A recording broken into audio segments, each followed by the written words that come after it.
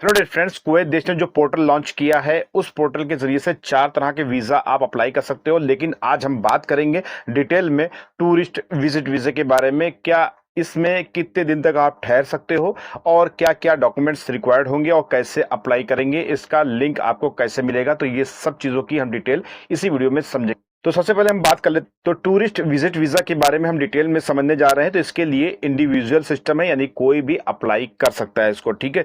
और ये प्लेटफॉर्म एक तरीके से जो पोर्टल है, ये टूरिस्ट विजिट वीजा में आप जो है एक तरीके से अपना फॉर्म सबमिट कर सकते हैं और वेट कर सकते हैं। आपके ईमेल आईडी पर आपका एक तरीके से विजिट वीजा शो होगा।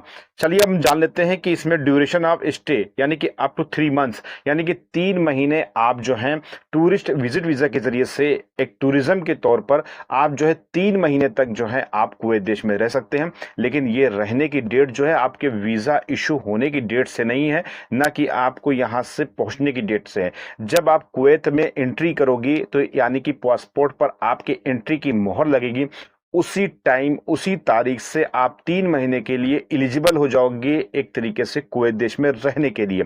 लेकिन इसमें भी आप डिटेल में जाओगे तो आपका कोई रिलेटिव हो तो वो ज़्यादा अच्छा है, क्योंकि आपको रहने के लिए एक तरीके से आसानी हो जाएगी। या तो होटल वगैरह बुक करके आप रखो और कुछ पैसा वगैरह फिलहाल अगर आप टूरिस्ट के एक तरीके से जाना चाहते हो तो ये सब चीज़ों की तैयारी आपको करना पड़ेगी। ये चीज़ एक कॉमन सिस्टम है कि कोई भी जाएगा तो उसको रिक्वायर्ड तो होगी ही पैसे की।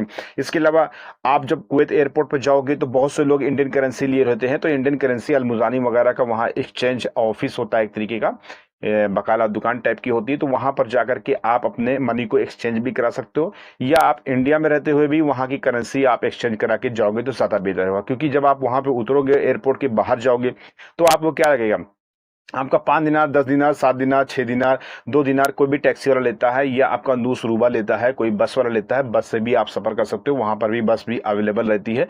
तो इस तरीके से आपको वहां पर वहां की करेंसी की रिक्वायरमेंट पड़ेगी, तो वो चीज आप रिक्वायर्ड के हिसाब से अपने हिसाब से रख सकते हो और आप टूरिस्ट वीजा के तहत 3 महीने रह सकते हो।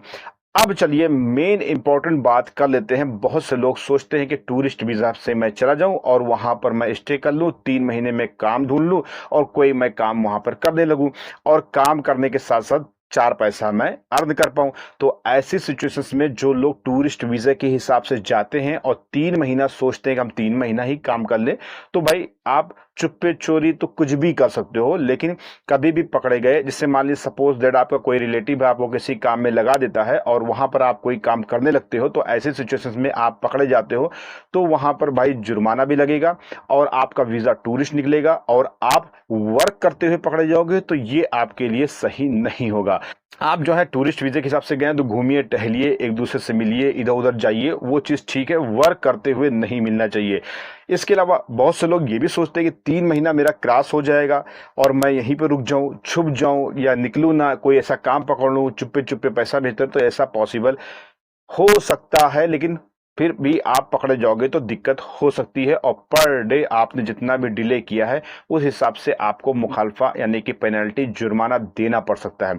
तो ये सब चीज़ों से बचे। अगर आप टूरिस्ट वीज़ा के हिसाब से जाना चाहते हैं और सोचते हैं कि हम जॉब सर्च कर लें, तो ये बेहतर एक मौका है आपके लिए कि आप टूरिस्ट वीजा में जाइए। 3 महीना आप जो है अपने स्किल्स के हिसाब से काम ढूंढ लीजिए। आपको लगे कि हाँ ये मेरा काम ओके हो गया है, तो आप 2 महीने में आप वापस आ जाइए। वापस आने के बाद फिर आपका जो है वहाँ का जो भी कॉन्टेक्ट नंबर होगा उनसे कॉन्टेक्ट करके वीज़ा मंगवा लीजिए और इस तरीके से आप उस वीज़े के हिसाब से पूरा मेडिकल और पूरा गम का पूरा सिस्टम प्रोसेस के तहत पीसीसी और स्टाम्पिंग वीज़ा वगैरह की जो भी एक प्रक्रिया होती है वो सब डिटेल मैंने वीडियो में बता रखी, तो आप देख सकते हो और उस हिसाब से आप जाओगे तो आपकी जॉब भी सिक्योर, आप भी सिक्योर और आपका फ्यूचर भी सिक्योर। नहीं तो फिर आपको लेने के देने पड़ सकते हैं। तो ये सब चीज़ों का आप ध्यान रखेंगे तो टूरिस्ट विजिट वीज़ा आपके लिए बहुत ही सुटेबल, बहुत ही बेहतर, बहुत ही अच्छा साबित होगा। आई होप कि छोटी सी इन्फॉर्मेशन आपको अच्छी लगी होगी। और भी डिटेल में हम जानेंगे जो कुवैत देश ने पोर्टल के जरिए से 4 वीज़ा लॉन्च किया, उसकी भी मैं आगे नेक्स्ट वीडियो में अपलोड करूंगा। तो सब्सक्राइब नाउ। मिलता है नेक्स्ट वीडियो में, तब तक के लिए मां सलाम।